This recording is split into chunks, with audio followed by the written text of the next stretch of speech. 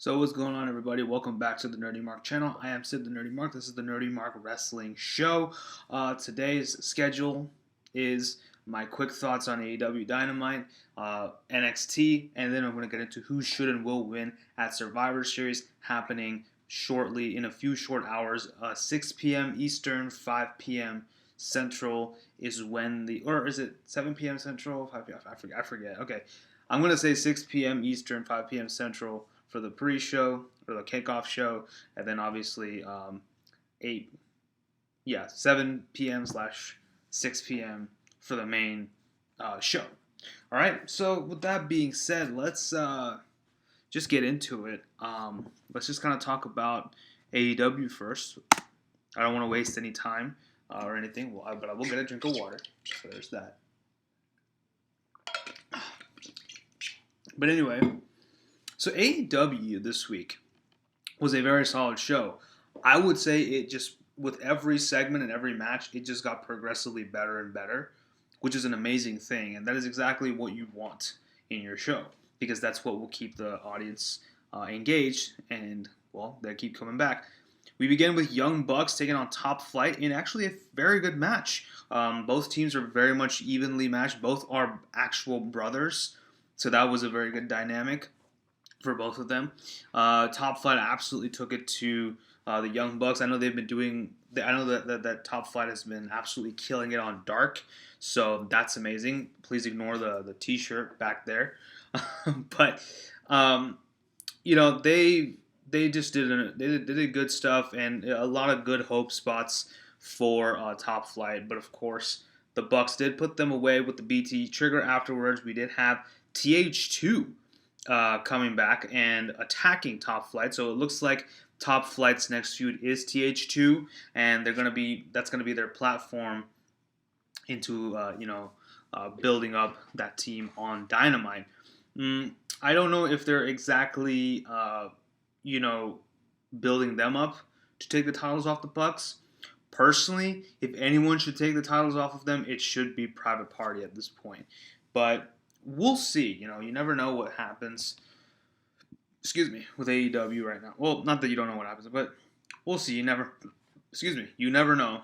So what the plans are until they come into fruition for AEW. This was a good match. Let's move on to Orange Cassidy versus Kip Sabian. Fun little match here. Although this feud, I'm sorry, it's kind of pointless because, oh shit, Trent destroyed a video game inadvertently. So Miro and Kip Sabian hate each other. Like, seriously, I have to agree with my buddy Tim. I have to agree with my buddy Tim Farley when he says that Miro needs to get away from Kip Sabian, because I think he's being hindered way too much by pretty much being Kip Sabian's second fiddle at this point, which kind of sucks, really, because Miro left he got fired from WWE, and now his wife is being put through tables every single day, mostly by Nia Jax, and he comes to AEW seeking greener pastures, but instead he's part of it's not even a tag team, and it's just absolutely ridiculous. Like, you're supposed to say technically he's part of a tag team with Kip Sabian, mainly because Jimmy Havoc does not work for AEW anymore. But come on, like, Miro is way past being in a tag team. Like, we saw him do that. I mean, the only person I want to see him tag with is Matt Redwolt or Rude Wolt, however you say his name, formerly known as Aiden English. Right? The only person that needs to be tagging with him. And the thing is, Miro needs to be made the star attraction. I really need him and Kip Sabian to just completely, that partnership needs to dissolve somehow. If you're going to create a storyline with the two of them, completely dissolving as a partnership, fine. But I don't know where this is going. Anyways, fine match here. Orange Cassidy wins, and Miro and Kip Sabian beat up Orange Cassidy. Best friends come out and drive off the heels. I mean, yeah, I'm sorry, but I'm really not feeling this feud. I still love Orange Cassidy. I still love Best Friends. Hell, I still love Miro and Kip Sabian. This feud needs to end. There is nothing, absolutely nothing, any of the participants in this feud are getting from this. There is nothing, no value being added to any of these people. Okay, so yeah, it was what it was. So let's move on. We had the contract signing between Jon Moxley and Kenny Omega. We have to talk about this. Jon Moxley, before this, did cut a pretty intense promo on Kenny Omega where he nonchalantly announced that Renee is pregnant. So congratulations to Renee and Mox for for that. That's pretty awesome. But the fact that he was cutting a promo on Kenny Omega and he's like, "I got a pregnant wife at home," I was like, "Bro, that's." I'm sorry. I think after when Chris Jericho retires from pro wrestling, I think that Jon Moxley is a. Jeez, my hair is just everywhere. Jon Moxley is very much in contendership for GOAT status because he's definitely getting up there as far as that's concerned. But apparently, someone busted Jon Moxley's nose backstage, so he didn't show up for the contract signing. And December 2nd is when Moxley is supposed to defend his title against Omega. Omega came out in a suit and the glasses, and of course the women with the broomsticks. Personally, I would love to hear a new theme for Kenny. I have no issues with Battle Cries. Personally, it's one of my favorite themes on AEW. But with the cleaner character, I would love to see a bit of a different kind of a theme for him if he's going to be more of that kind of douchebag kind of a character. I mean, I don't know if he's necessarily going to be a heel, but definitely the cleaner is coming back in full force. So that's pretty cool. I mean, Jon Moxley is pretty much like a face. It's pretty much, a de facto babyface at this point. So I guess Kenny's the de facto heel. But will Kenny completely go over to the dark side? Does becoming the cleaner mean a heel turn for Kenny? That's the big $1 million question, is it not? Because Kenny has been the cleaner and been a babyface. So I don't know if it necessarily means he's going to turn heel, but I think good thing would be to get new theme music. Now, obviously, it's not going to be Devil's Sky because New Japan and AEW are apparently having like a love-hate relationship with. Apparently, Kenny has a love-hate relationship with New Japan right now. So I mean, it is what it is. I mean, but the thing is, they're able to mention New Japan Pro Wrestling by name.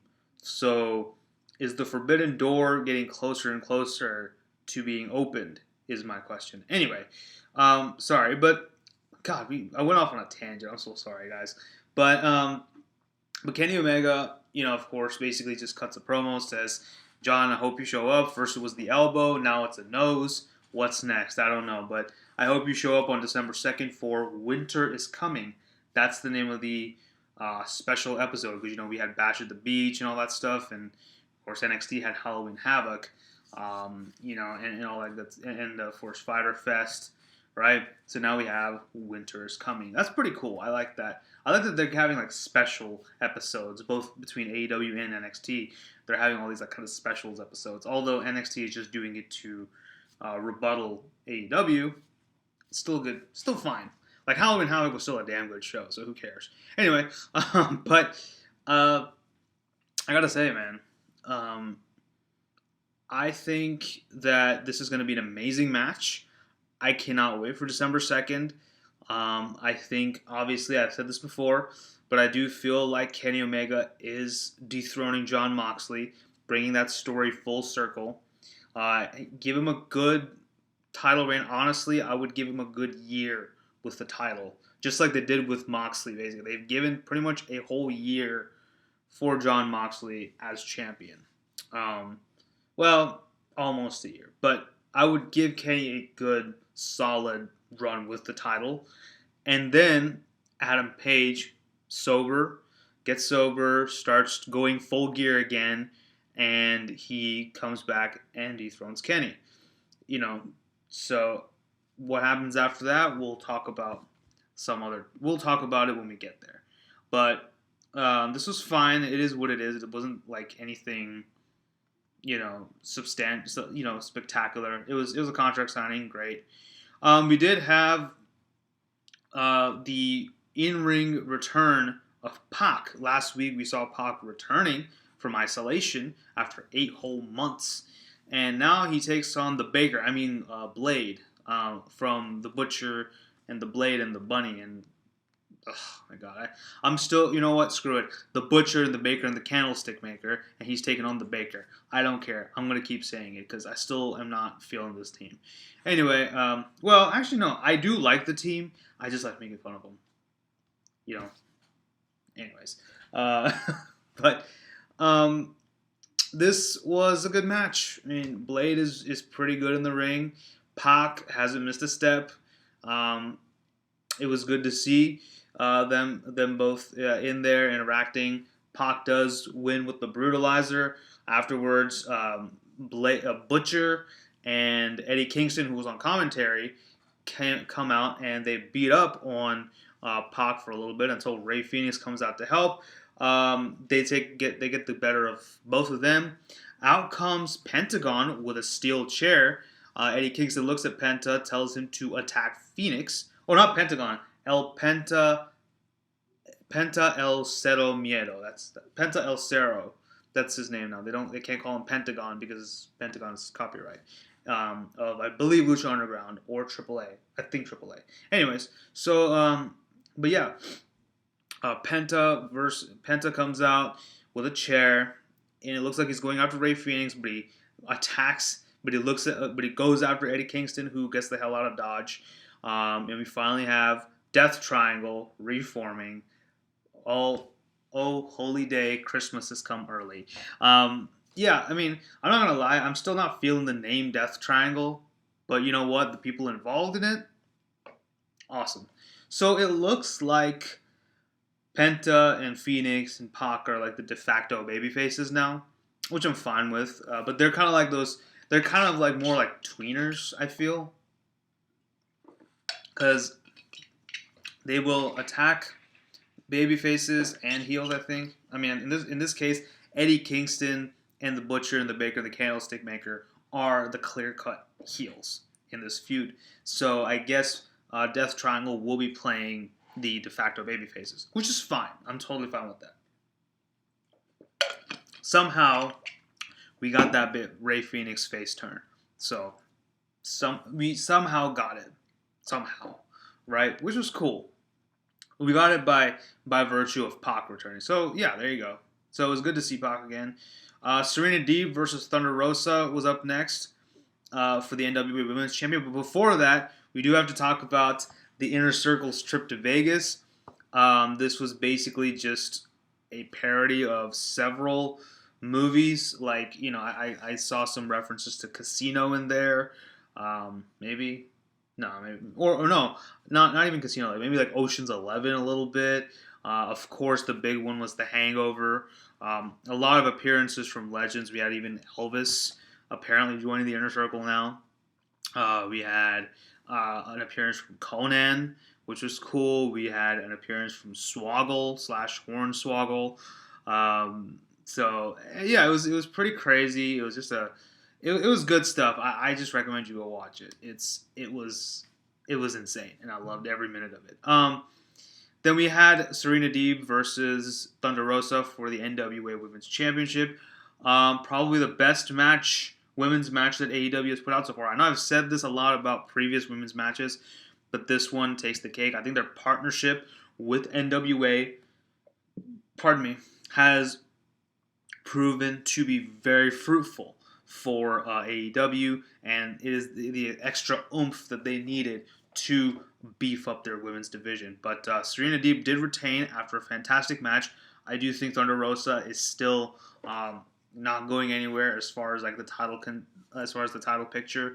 I think she will be the one to take it off of Serena Deeb. Or if they do decide to bring more women from NWA, maybe Marty Bell. Who knows? So that was a good match. Then we, of course, had Brian Cage and Ricky Starks taking on Cody Rhodes and Darby Allin in the main event. Fine match here. Nothing to write home about, in my opinion. Honestly, I think that Rosa and Deeb could have main evented, but this was still really good. I think the match itself was your typical affair. It was good. Of course, we did end up with we did end up with uh,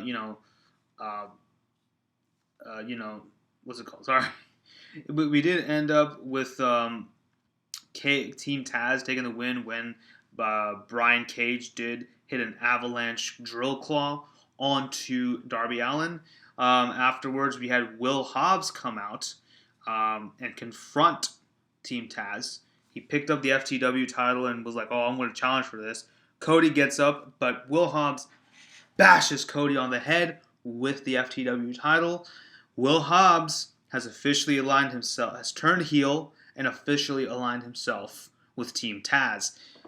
I could say I saw this coming, but the thing is, they kind of made it like either way, him going. But the thing is, like when a certain team, like a heel team, keeps continuously going after a certain talent, like, hey, join us, join us, join us. Eventually, unless you're the Dark Order, eventually they will join. And speaking of the Dark Order, we do have not Thunder Rosa, Hikaru Shida taking on Anna Jay, I believe, next week. Or is it going to be for Winter is Coming? I forget, but I do think it's actually for Winter is Coming. So yeah, we'll see. But anyway, that was it for AEW. It was good to see Will Hobbs in a heel capacity. I'm wondering what he will do next. Will Hobbs has suddenly become interesting, and he's not just another big man. So that's cool. But overall, solid episode of AEW Dynamite. Let's move on to NXT, an equally solid episode. We began NXT with the new North American champion, Leon Ruff, who was confronted by Johnny Gargano. Johnny Gargano obviously came out to, gave Leon Ruff an opportunity a couple of weeks ago. Last week as kind of a joke, really. Leon Ruff, of course, Johnny Gargano makes a match right then and there. It's a decent match. It's a decent affair. But we did get interference from Damian Priest once again, who clocks Leon Ruff, giving him the DQ win. Backstage, we did have Leon confront Damian Priest and slap him on the face and telling him that he's not a joke, and he goes off. This is not the last we will see of Priest or Gargano or Ruff, so we will see what happens there. We had Dexter Lumis and Cameron Grimes in a blindfold match. This really didn't go anywhere. It was kind of a no contest. Cameron Grimes continues to be scared of Dexter Lumis. Lumis is still a great character, as is Cameron Grimes, but I don't know what this is going. Can they just have a match? I'm guessing this is leading to a match at War Games. Hopefully it's a bit more of a straightforward match, like it's just an actual singles match. Just let them go at it, and let's get a definitive winner of this feud, and let's keep it moving. All right, like I don't get what's going on here. Their match at Halloween Havoc was pretty good, but I think they could have just stopped there. Anyway, we did have Candice LeRae and Indy Hartwell taking on Casey Catanzaro and Kaden Carter in a very competitive match. Of course, the heels do win this match. And they will, and of course, this is not the last we will see of Hartwell and Candice either. So we will talk about that when we get there. Arturo Juas makes his return to the ring, and he takes on Kushida in what I feel was the sleeper hit of the night. Of course, Kushida won, but it feels like Arturo Juas is going towards more of a heel character. I would not mind seeing him joining the Legado del Fantasma. I think he would be a really good fit for that faction. Tony Storm and Ember Moon teamed up to take on Dakota Kai and Raquel Gonzalez. This was a great match, another women's tag team match. I mean, this was fantastic. Tony and Ember work really well together in the ring. Very good chemistry. Of course, Toni Storm did get the win. She pins Dakota Kai. The heels, and then of course we have Candice LeRae and Indy Hartwell coming out again, helping the heels beat up on the faces. So it looks like we have our heel War Games team with Candice LeRae, Indy Hartwell, Raquel Gonzalez, and Dakota Kai. It looks like Ember Moon and Toni Storm will be in the babyface team. Who will join them is another question. I'm guessing, I know that Tegan Nox has not been around for a while. I don't know. I hope she's not injured. If she's injured, then probably not. But I would not mind seeing Tegan Nox in the War Games team once again. And I don't know. Oh, and Shotzi Blackheart, of course. I think Shotzi is going to be in the... It's probably going to be Shotzi Blackheart and someone else. Personally, I prefer it to be Tegan Nox because I think it just makes a little bit more sense because, she has history with like at least two of the women in there. She has history with Dakota and she has history with Candice. So I think it would make a little bit more sense. Then we did have Timothy Thatcher taking on August Gray in what was pretty much a squash match. And then he continued to put the hurt on August Gray after he won. And out came Tommaso Ciampa to confront him. It looks like we're getting a match between these two. And that should be really, really good. I'm actually very, very excited to see where a match between Ciampa and Thatcher would go.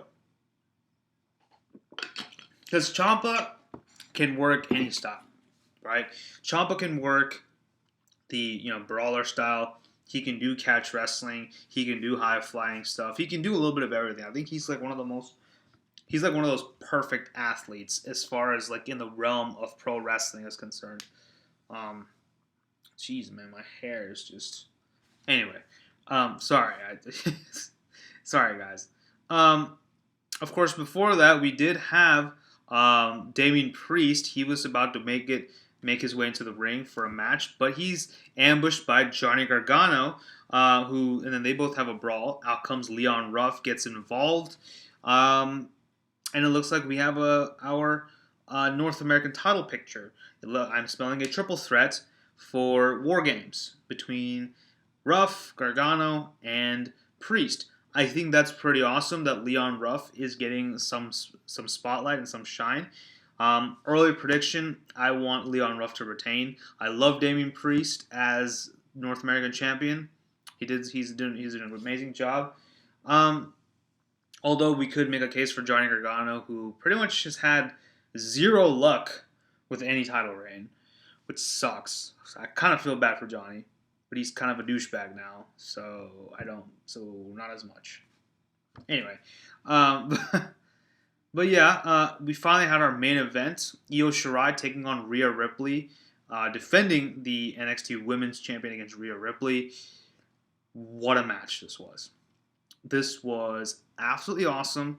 Just go watch it. You will not be disappointed. These two women, put it all on the line this week. Rhea continues to show her tenacity and how badly she wants that title. Io, of course, continues to show why she deserves to be champion. And, of course, Io does finally win with the moonsault. She comes out, and Finn Balor comes into the ring. He returns after weeks of surgery. That's why I'm wearing the shirt, although he's no longer the demon, but this is the only Finn Balor shirt I have. I'm sorry. Okay, forgive my sins against humanity. But he comes out trying to address the NXT crowd. Out comes Pat McAfee and his group of rapscallions, including the NXT Tag Team Champions, Oney Lorcan and Danny Burch, or the Brit Am Brawlers, or Brit Am Bruisers, whatever they're called now, along with, of course, a very shredded Pete Dunne. Yes, I know he got shredded a long time ago, but I'm going to continue pointing it out because his muscles just freaking pop out to the screen. So anyways, they look like they're about to ambush Finn Balor. Out come all 4 members of the Undisputed Era, and you have your War Games main event for the men. Pat McAfee's group versus the Undisputed Era. The Undisputed Era have been involved in every single War Games match, which is awesome, actually, which is like kind of cool. But I think they're basically became the standard bearer for War Games at this point. Like, they won the first War Game. But the thing is, it's the first War Games match. They only won one of the War Games matches. I think we've had War Games 3 times so far. They won the first War Games, and the other 2 War Games matches, they lost. So, I really hope that the Era pick up the win this time.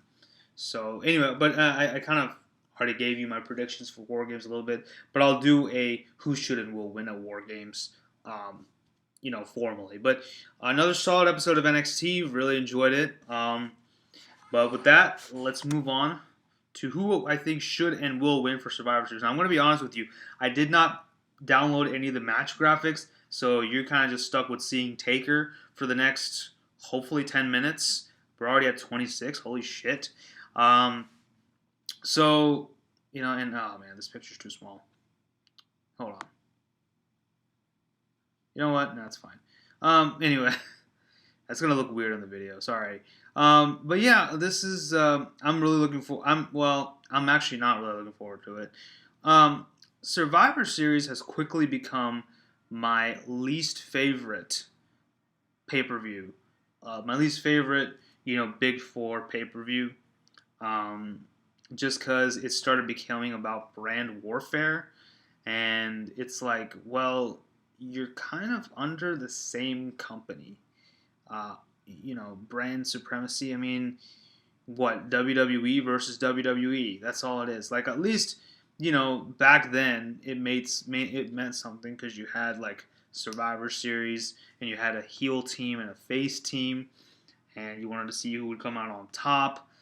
That made sense, but here it's just, what if it's the only night ever where Raw and SmackDown superstars face off against each other? I'm just like, shut the hell up.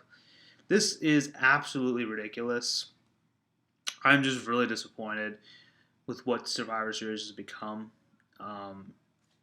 It's sad. Like, last year when NXT got involved, it was actually pretty cool because you know what? NXT has almost become a brand to itself. Like, there are people like me who basically only are watching WWE for NXT. So that makes sense. But with something like Raw vs. SmackDown, I'm just disappointed, man. I'm just so surprised and so underwhelmed with what Survivor Series has become, and yeah, it's sad. It really is. But let's talk about it. We do have on the kickoff show a dual brand battle royal for the Survivor Series kickoff. They literally just mentioned it, I think, like yesterday or a couple of days ago, sometime this week. And we don't even know who the participants are. At least I'll give them that. At least they're keeping the participants as a surprise. That's fine. Well, am I going to be surprised? Probably not.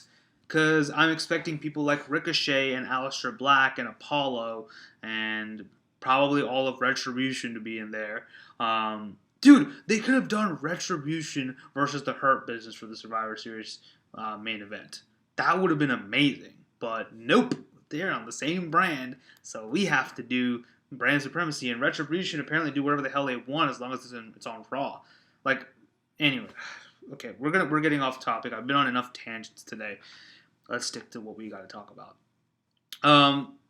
So yeah, I mean, but I'm already telling you that's who are they going to be? It's basically just going to be all the fodder. That's what it's going to be. Just all the fodder, all the mid to lower, all the lower to low mid carders who are not currently holding titles, they will be in there. I'm pretty sure all of Hurt Business except for Bobby Lashley will be in it. Like I said, all of Retribution will be in it, except for Reckoning. Shoot me now. Seriously, just shoot me. Like I said, Aleister Black's probably going to be in it. Ricochet's probably going to be there. Probably Murphy.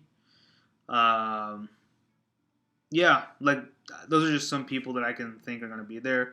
I don't know how many men or women will be in this feud, in this match. I've never been a huge fan of Battle Royals unless it's the Royal Rumble. So, unless they're trying to, and I guess since they're not going to do it like if they did it more like a gauntlet match, that would make more sense. Like, giving me an 8-man gauntlet match. And let this actually mean something. That's the big thing with Survivor Series. It doesn't mean anything anymore. It's just, our brand, Raw won this night, or SmackDown won tonight. That's all. It's bragging rights. Big freaking deal. Like, seriously, can at least the winning team contest for a title? Can the winning team at least, like, the sole survivor of the winning team maybe gets added into a title picture? Maybe becomes a participant in the Money in the Bank picture. By the way, my buddies at Armbar Audio, they did their 6 and 60 episode this week. Please go watch that. They talk a lot about how they would. Well, no, they didn't do 6 and 60. They did a Q&A this week. They answered the question that I asked. I said, how would you fix Survivor Series? And they basically explained how, and I completely agree. So definitely go watch that, man. It's a good time, But I'm sorry. I'm just so drained of energy just talking about it. Dude, I need a drink.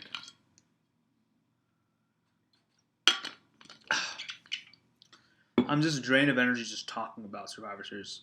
So now you know why I didn't even freaking bother to take up the match graphics. Who should win? I don't give a freaking damn. I guess maybe Ricochet. At least, he wins something. Who will win? Who freaking cares? Yes, that's exactly what I'm going to say. Who freaking cares? Let's move on to the men's Survivor Series elimination match. On the Raw side, we have the captain, AJ Styles, Keith Lee, Braun Strowman, Matt Riddle, Bro, and Sheamus. On SmackDown, we have Jey Uso, Kevin Owens, Otis, Seth Rollins, and Baron Corbin, or King Corbin, who I believe is the captain. I don't know who the captain of... See, that's another thing. They have a team captain for Raw. Why don't they have a team captain for SmackDown? Or, okay, if I missed that, leave it in the comments below. But, see, again, it's so freaking lopsided. Anyway, who should win this? Because, I'm just going to say just because SmackDown won last year, I'm going to say Raw should win. But who will win? I'm thinking Raw. Because Vince McMahon just has a hard-on for Monday Night Raw for some reason. Unless, and this is wishful thinking, I would say SmackDown wins because of Retribution interference. That's the only thing that would make this interesting, is if Retribution interferes and on SmackDown's behalf and costs SmackDown the match. That would be the only, or cost Raw the match. That would be the only thing that freaking makes this interesting. Otherwise, I do not give a shit. Sticking with the Survivor Series matches, we have the 5-on-5 Women's Survivor Series. We have, on the women's side, give me 1 sec. I just want to make sure that we have, excuse me. So it looks like we have, on the SmackDown side, we have Bayley, Natalya, Liv Morgan, Bianca Belair, and Ruby Riott. This is on SmackDown. Team Raw, Nia Jax and Shayna Baszler, the tag team champions. Then we had Lacey Evans and Peyton Royce. So it looks, I don't know if they have a 5th member for Raw. It looks like, oh yes they do, Lana. So apparently Lana is on there. So that's weird. I'm sorry. I was looking at the matches and I saw like one of the match graphic only had 4 women on the Raw side and like 5 women on the SmackDown side, which is weird. So I don't know who, if it's Lana or if it's Mandy Rose or Dana Brooke or Reckoning. I don't know who. I don't know what's going on there. And the fact that the women's tag team champions are on this match. Why? Seriously, like why? Why can't this just be defended? Why can't just this title at least be defended across? You want freaking brand warfare? This is perfect. This is absolutely perfect. You have the women's tag team championships. They can be defended on Raw, on SmackDown, and on NXT. Why are they not being defended on any brand? I think the only time they defended, they defended it a couple of times on NXT, but they've never been defended, on, like, from what I've seen, at least, correct me if I'm wrong, but I have not seen anyone defend this on a pay-per-view. Well, okay, that's not true. WrestleMania, Bayley and Sasha defended it, fine. But seriously, like, the prestige or lack thereof of the women's tag team titles. I'm going insane. I'm losing my mind. Just with every goddamn match that I have to go through for this freaking card, I lose a bit of myself. I'm just sorry. Like if I screamed in this match throughout this time, I don't know, man, dude. This. All right, let's move on. Oh yeah. Who should win? Hell if I know. Who should win? I guess Team Raw. Who will win? Who cares? Well, maybe Team SmackDown. I don't know. Just for argument's sake. Whatever. Okay, well, now we got some champion versus champion matches. We have the United States champion Bobby Lashley taking on Sami Zayn, the Intercontinental champion. Who should win this match? As much as I'm not a big fan of him, I want to say Sami Zayn because he's been a lot more interesting than Bobby Lashley could ever be. Who will win? Probably Bobby Lashley because Vince McMahon needs to climax. Anyway, then we have the Raw Tag Team Champions, the New Day versus the SmackDown Tag Team Champions again. Why did they just make them switch titles? Could they not have had a match on Raw on the day of the draft, like right after the draft? Just these two men, they are both champions of their respective brand. Just give them a match, unify the damn titles, and have them be defended across Raw and SmackDown. Just make them floating titles. And NXT. Well, actually, no. You don't need it for NXT because NXT has their own tag team titles, which are better, by the way. That tag team division is way better than Raw and SmackDown. Still, why can't you just unify the goddamn Raw and SmackDown titles and have them be defended on every goddamn pay-per-view? Seriously, why is this so hard for people to understand? I just don't get it. Who should win? I'm gonna say Street Profits. Oh, so I actually think this is actually gonna be a good match. I know that because both teams are great. I think that Street Profits should win this match. But I feel like New Day is gonna retain. I think New Day can't afford to eat a loss. So because of their storied legacy on Raw and SmackDown. So I think that's what should happen. So I think that Street Profits should and will win this match. So let's keep going. Okay, another match I'm actually looking forward to: Asuka versus the Raw Women's Champion Asuka versus Sasha Banks, the SmackDown Women's Champion. I think Asuka should and will win because I think Asuka should and will win. Well, actually, no. I think Asuka should win. No, I think Sasha Banks should win, actually. And Asuka will win. Sasha Banks should win, and she should get attacked by Carmella after the match, setting up that, continuing to build up that feud.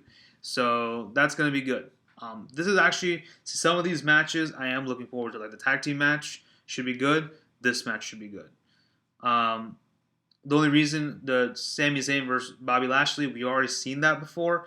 At least the one thing I can say is we won't have any cross-dressing sisters. Can you imagine if Sami Zayn, during his entrance, brings out Bobby Lashley's sisters? Like, that would just be absolutely freaking ridiculous. And I would be very pissed. The WWE Champion Drew McIntyre takes on the Universal Champion, the Tribal Chief, Roman Reigns. Roman. I want to say Roman should and will win this match. I don't think Jey Uso will get involved, but I think Roman's winning this for SmackDown. As far as, and of course, we do have, it is built around The Undertaker's 30th anniversary. The Undertaker apparently is going to address the WWE crowd for one last time until Vince McMahon throws a fat stack of hundreds in his house. But what I think should happen, I need to see The Fiend confront The Undertaker. At least, if you're not going to give them a match, that's fine. At least let The Fiend pass the torch to let the torch be passed over to The Fiend. Or here's what I would like to see happen. Okay, I would like for the Undertaker to be addressing the crowd. Lights go out and come back on. The Fiend just shows up on the. I would actually like for Funhouse Bray to confront the Undertaker, and then and Alexa Bliss, of course, and then the lights go out and you just see the Fiend standing on the entrance ramp. That's what I would like to see happen. Yeah, I know it's gonna be weird, the trickery, but they've done it before. I think they can do it again.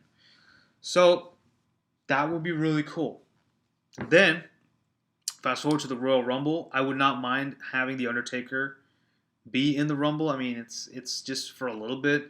The Fiend and Taker eliminate each other from the Royal Rumble, and at WrestleMania we have a Boneyard / Firefly Funhouse match. That's what I would love to see happen. However, I just feel like that's not going to happen. I just think that Taker is going to just address the crowd, rest in peace, arm raised, fist in the air, and that's going to be the end of the Undertaker. And I kind of get why. And by the way, the only reason in my scenario I want this feud at WrestleMania is because, one, it should be at WrestleMania, and two, The Fiend right now is embroiled in a feud with Randy Orton, but I just would love to see him just kind of establish Taker as his next target after he's done with Randy. I think that would be a very interesting dynamic. But we'll see. I will be live tweeting throughout Survivor Series. Will I react to any of these matches? Maybe Drew vs. Roman. Maybe. I'm not. Don't quote me on that. But honestly, no. I'm actually not going to react to any of these matches because I don't give a shit about this pay-per-view. But I'm just talking about it because, we're here. But yeah, that's pretty much it. That's all I got to say. What do you guys think? About AEW this week? What did you guys think about NXT this week? What did you guys think about Survivor Series? Who do you think should and will win these matches? Let me know all those things in the comment section below. And as always, don't forget to like, share, and subscribe. Follow me on social media. Tell your friends about the Nerdy Mark. Thank you all for watching, and thank you for putting up with me in this tumultuous year. With that, I love you guys. Take care of yourselves. Stay safe, and I'll see you next time. Bye-bye.